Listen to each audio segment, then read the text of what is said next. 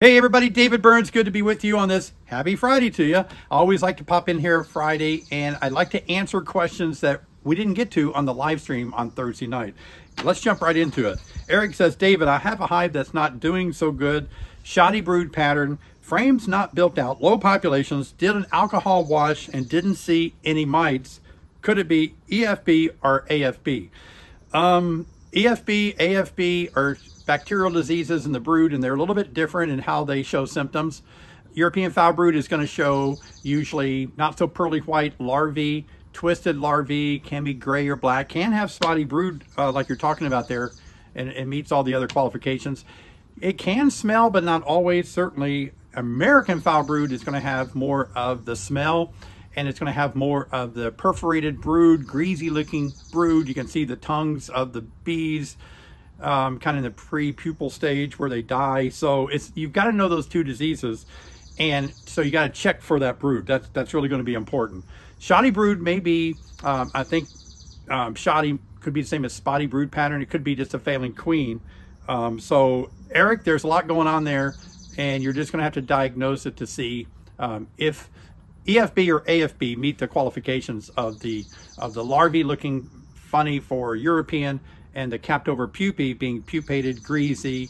Put a stick in there or a toothpick in the capped over pupae in American foul brood, pull it out, and the goo will come out a little over almost a ½ inch or more. So that's one way to detect that. Can't really diagnose it based on what you said. Chris, when are my bees going to stop trying to swarm?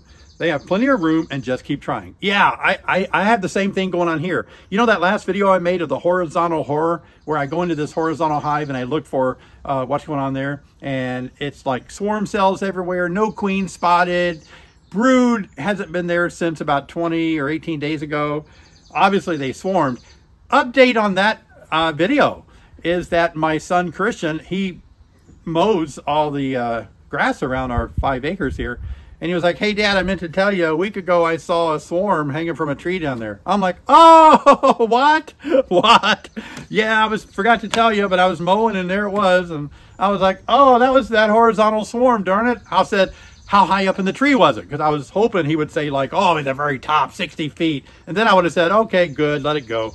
Guess where they were? He was like, 2 or 3 feet off the ground. I was like, no, I wanted that swarm. I said, next time you see a swarm, Christian, text me, stop what you're doing, find me. I want to get those swarms.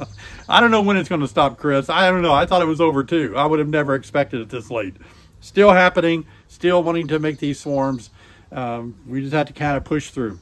Hey, Charlie, David, I've seen 7 hives, plenty of brood, plenty of, oh, wait a minute. I have 7 hives, plenty of brood, plenty of eggs, about 18 frames of honey, but they don't seem to be capping it. Should I remove the queen excluder? Sometimes they don't cap it, Charlie, because it's real humid. They just can't get the moisture level down, to 16 or 17% on the moisture level, so they can cap it over. The ambient moisture does get into the inside of the hive, right? So they're having to dry that down, and that could be the cause. The other issue might be that they're using it, they're consuming it. So I don't know if the queen excluder is going to help you out, whether it's on there or not. MS World, is it too late in the year to graft? Good question. I don't know where you live on the planet, but if you have drones, it's not too late to graft. Let's put it that way. As long as drones are going out to drone congregation areas and they're actually mating, then no, it's never too late. I've grafted as late as September before, and that's pretty late for here in Illinois. Hey, Lynn. Lynn's struggling with 1, maybe 2 hives, was thinking of combining them with others. When's the latest that I can make this decision? Combining hives actually can be done pretty late because you're just moving, you're not really lifting frames out in cold weather. Instead, you're taking a whole, maybe a deep brood box and putting it on top of another hive with newspapers with slits in it to separate the two while they get used to each other. I think, don't you think theoretically you could do that almost any time? I mean, I wouldn't want to do it when they're clustering. So let's say anytime that the temperature is above 50 degrees, I think you could pull it off. Hey, Brian, good evening, David. Do worker bees move eggs into queen cups, or does the queen lay them there? Yeah, that's a really good question, Brian. I respect a lot of scientists, authors, that have written on the subject, and one that surprised me. I love the book by Mark Winston. I forget the name of it now, but in his book, he actually said that he feels that bees do move, or the queens or bees maybe move the eggs into those queen cups. For me, in a circle of people that I hang out with, they don't think so. They think the queen always lays those eggs.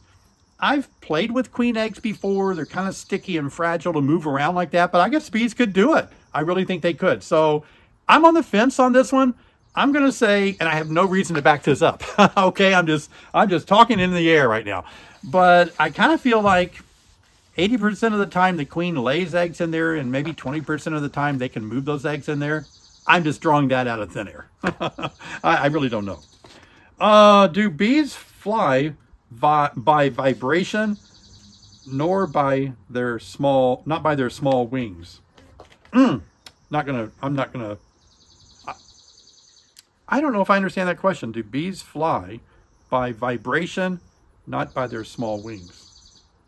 They fly by their wings. So the wings vibrate and they push and pull air, and that's how bees fly. I'm not real clear about the vibration that you're talking about. You have to be more specific and enlighten me a little bit more. I did promise to answer all these questions, so I'm just giving you my raw opinion, unedited script here, okay? Hey, Ronald, back in Michigan, did check on Hive, found no queen anywhere in Hive, hardly any frames drawn out. Should I order a new mated queens and install to get Hive going again? Wow, I'm sorry, Ronald. The part that concerns me is hardly any frames drawn out. Even with a mated queen that you would buy and put in there, yeah, where is she going to lay eggs? I'm worried about the no drawn out comb. You need drawn out comb or the queen just can't lay eggs, right? So if the populations are down and they're not able to build the comb out, the queen just can't do anything to build up the population. So you got to think through. I hope you have more than one hive. Maybe you can move some frames over from another strong hive into this one. If not, you're only, if you don't see a queen, I guess you could put a queen in there and hope for the best. Feed them heavily, maybe things would perk up. But what you don't say is the population. So if you have a real strong population, that stumps me again, because why aren't the frames drawn out? I don't know, Ronald. That's a tough one. Linda, hi, David. Is it normal for bees to put bee bread in their first super when you run single deeps? We're trying a few this year. Thank you. Good question. I like when you said, is it normal? I will say everything is off limits when it comes to bees. They can do whatever they want to. So there's no normalcy to beekeeping. Every beehive, every colony can be different. And so it sounds like it's normal for this hive. It may not be normal for my hives. I usually see bee bread on the very outside near the wall frames in a deep box, whether it's single or double deeps. And I have ran single deeps too. And I can't say that I've ever seen a lot of bee bread in my super, though now that I'm thinking about it, seems like I have. So I think it's possible that you would see some bee bread in those supers, but it's not something that is common. Let's put it that way. But in your case, a single deep, I think your bees are seeing that next super as the brood nest area that they're wanting to store resources to feed their young. That's probably what's going on there. And so they're just encompassing that next super as the brood nest area. So they're feeling good about putting brood food, that's what they use this bee bread for, in that top super. Good question. Oh, a lot of these are donations that are being posted here. I'll skip over those and get to the questions here. All right, hey David, I have a beekeeper friend who gave me a mite treatment that was, yep, I read that one last night. I'll skip over that one. All right, I gave an answer to that last night. So, okay. I said it'd be unedited. Hey, hang with me here. Tom, Copenhagen. Hey Tom, thanks for that donation there. David, thanks for your help with queen rearing question this week. Yeah, Tom is on my B Team 6 mentorship program, and he was asking me a lot of questions this week about some bumps in the road with raising queens, and I was able to help him. Keep up the good work. Your help is most appreciated. We're basking in the 70s here, northern Minnesota. Not too shabby. Yeah, that's good. Well, thank you, Tom. I want to thank Tom for donating last night. It may have not made it on the screen there. And all of you that always do so wonderful in donating to our live stream. It costs a lot of money for the internet where I live out in the country, where there's just no internet out here, and I'll have to pay a lot of money to get internet. So and last night we had a few little glitches with it. It kind of came and went a few times. Sorry about that. All right, here's Andy. Hey David, I heard that a virgin queen has no pheromones until they're mated begin laying. If true, would a virgin queen be more likely accepted in a hive when requeening? Downside to this. Oh, I see what you're saying. Certainly the queen pheromones do change. The juvenile pheromones in a queen actually increases rather than decreases in a mated queen. And she is going to have that queen mandibular pheromone that's very strong once she's mated. And so things are different. And in my observation, eyes, boots on the ground, looking at a hive, that virgin queen is almost ignored. They don't really receive her as a queen at all. She just runs around like just another bee. So things really do change like that. As far as a virgin queen being accepted better than a mated queen, I'm sure there's been studies done on that. My experience is that bees always accept a queen cell really good when they're queenless. And they are probably able to accept a virgin queen to some degree, but I think the best bet is to put a mated queen in there because she does have the pheromones that immediately tells the hive, I'm a queen, I can help you guys out. You're kind of desperate here, where that virgin queen's not going to have that. Hi, Angela. Good to see you on the live stream last night. We're getting worried about my bees. I'm sorry. Nobody should worry. Doggone it. By the way, guys, I really love and appreciate all of you. And as I said last night on my live stream, you know, I'm here to help you guys. I want to calm your fears and worries, not just about bees, but about life in general. We need to be happy and enjoy life. And I want you to view me as your friend, that you can spend some time with me on a daily basis, every other day when I make videos. And so I don't want to see you worry, Angela, especially not over your bees. I'm sorry. Well, anyway, heading up to 120 degrees this week. Wow. I hope that means the heat index, because otherwise, whoa. At what temperatures can bees perish? Bees are pretty good at cooling things. I made a lot of videos. Be sure and watch some that I made a few weeks ago about how to keep your hives cooler in hot weather. That's going to be really important, providing shade, water. Bees can cool the hive. They do start being damaged at temperatures getting up above 108, 9, 110 degrees. It's hard for them. If they reach that temperature, it can start affecting the drones. The drones aren't going to be very reproductive, as well as the queen either. But bees are going to have a hard time when it reaches much over 108, 110 degrees.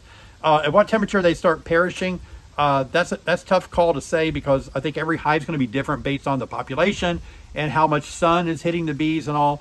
But certainly it's going to start melting wax at some temperature that when it gets that hot in the hive. But bees are quite capable of keeping it cool. Do your part. Watch those videos, Angela. Hope it turns out good. Becky, if you put water on top of the hive using the Burns feeder, do you need to add something to the water to keep it fresh? Oh, no. Water is pretty much going to stay fresh a long time, right? I live in the country. We have well water. And so we don't treat our well water, of course.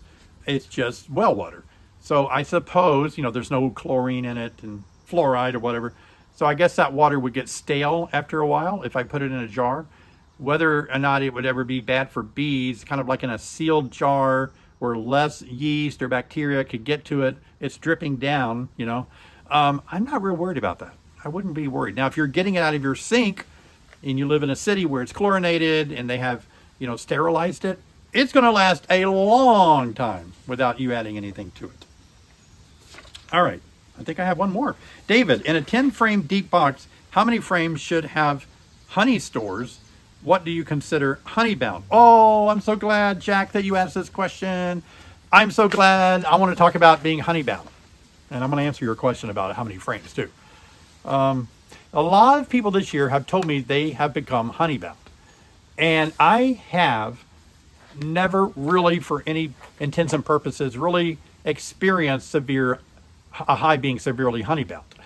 I've seen more honey in the deeps in the brood area than I wanted to see sometimes, but I never saw it where the queen couldn't lay anymore. They were that honey-bound. So let me tell you what my opinion is on hives that become honey-bound. I really think, foremost, that it's a queen issue. Because more often for me, I have queens that are or hives that are brood bound. And that means the queen is laying so prolifically that, yep, there's a bee in my ear. Oh, it's whispering something. It's saying you're right. Did it land on me? I stopped hearing it. Anyway, it's back. So yeah, I think for me, it's more that bees become brood bound. That's really the problem I have. But I have very prolific laying queens that I raise. So here's the deal. If your queen is kind of lagging behind, and she can lag behind because she's not mated well, she's not fed well, or, so in other words, it may not be her. One case, like not mated well, it could be a queen issue. But if she's not fed well, it's a hive issue. They're not big enough to feed her to lay eggs. So it's not always irreversible if the queen isn't laying well. You just need to get more bees in there to take care of the queen so she can lay more. But nonetheless, let's just say, to get back to the point of being honey bound, I think it's usually caused by the queen not laying well.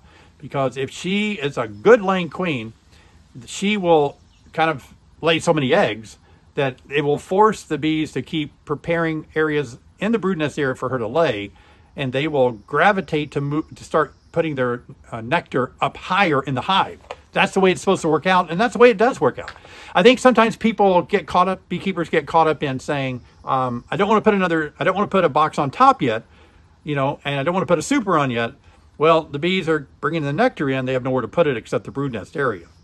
That can be an issue too. So there's just kind of like a scenario that is very tricky for especially new beekeepers, because they have a hive they're starting and the bees are wanting to bring in nectar. The queen is wanting to lay, but they don't have the drawn comb to do it. And there ensues a competition in the hive for who's going to win out, the queen with her egg laying in the cells, or the bees that are bringing in nectar and giving it to house bees, putting the nectar in cells. And oftentimes, either one can win. But I think if we have enough room, we have a healthy colony population-wise, I think they're going to have plenty of room to put both in there. So if you have a 10-frame box, Jack, how many frames of honey should have stored brood? You're usually going to have a couple near the wall in a deep box.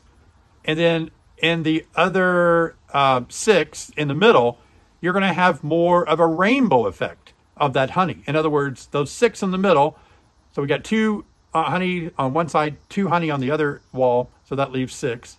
And so in the 6 that you have, there will be a rainbow of honey around the top, pollen, and brood. Maybe honey, nectar, pollen, brood, kind of a rainbow look. And that varies in how much of that is going to be how much honey in the rainbow, or how much pollen in the rainbow, how much brood in the rainbow. That's where the competition usually is seen more. And so that's the way it's supposed to work. So to answer your question, let's go with about 4 frames of brood, 4 frames of honey, pollen, bee bread on the 2 outside edges of frames on the edges, and then the 6th frame in the middle, rainbow effect of all of that plus the brood. Guys, I really do want to thank you for being here today and watching this video, for giving me a chance to say hi again and answer your questions that we didn't get to on the live stream. By the way, live stream is always Thursday night, 7 o'clock Central Time, or as my friend John Zvishlock says, civil time, he calls it. He lives in civilian time too. Civilian? Yeah, that's what he calls it. Civil time? I can't remember which one he uses.